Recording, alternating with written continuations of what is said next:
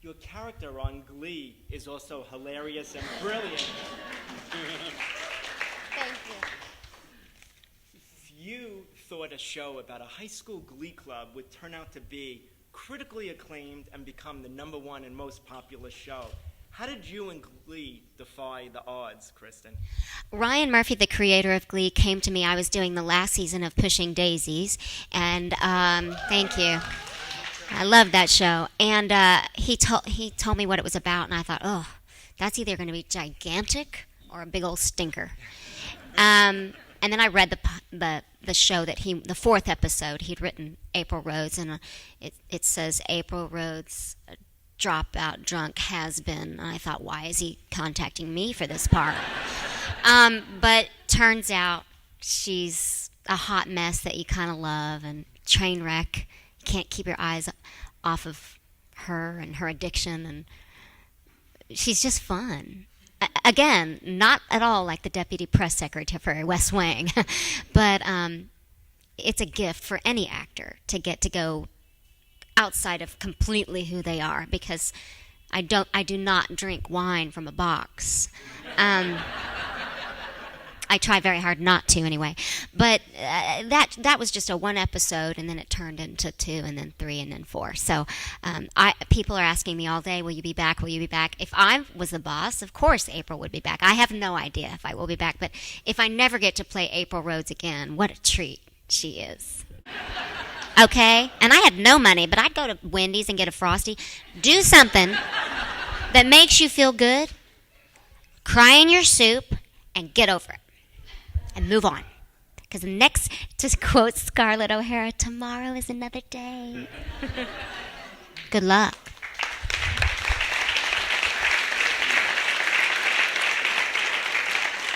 And Kristin, maybe you could also add on to that story, since you have a really inspirational story about you about to start off in Philadelphia and an opportunity arising and deciding to really go seize the day.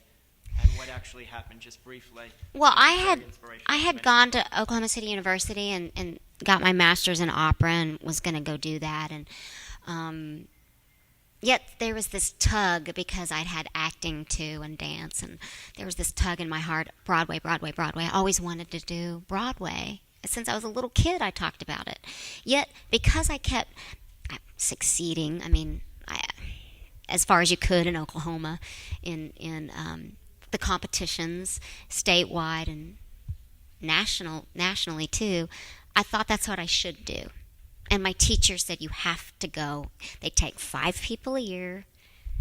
Sills is going to be one of your teachers, off and on. It's a $70,000 program. Go for it. And I thought, well, I should do it. Still had this tug. So 2 weeks before the program started, it's a very famous story within my own, just for me.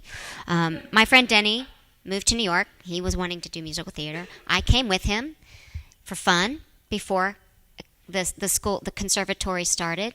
Went to an audition for fun. Waited about 8 hours outside the lobby of Equity because I wasn't a member of the union. And the guy literally came out at 5:15 and said, "I forgot you were here." And I said, I don't want to bother you. I don't mind. I can go. And he said, no, I feel bad. Come in. And it was for a show called Animal Crackers at Paper Mill Playhouse, a Marx Brothers musical. And I went in, and I didn't know. Yep, Paper Mill. That's right. That was in Milburn. Do you live there? Or oh, well, then you know. It's like the best place ever. And I never heard of it because, I'm from Oklahoma, remember, and I don't even know Marx Brothers. I think they're those 4 wacky guys. I wasn't sure. And I went in and I sang something completely inappropriate from Most Happy Fella.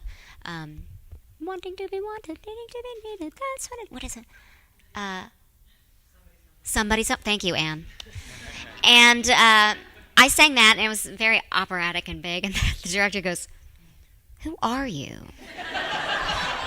I said, "Oh, I'm nobody. I just wanted to experience a New York audition." And he said, "Can you belt?" And I said, "Yeah." So I sang something else from Little Me on the other side of the track. See, I still remember what I sang. And I remember the feeling I had, like it was yesterday. And he said, "Can you tap?" I said, yeah, I can. Because I could. I didn't lie.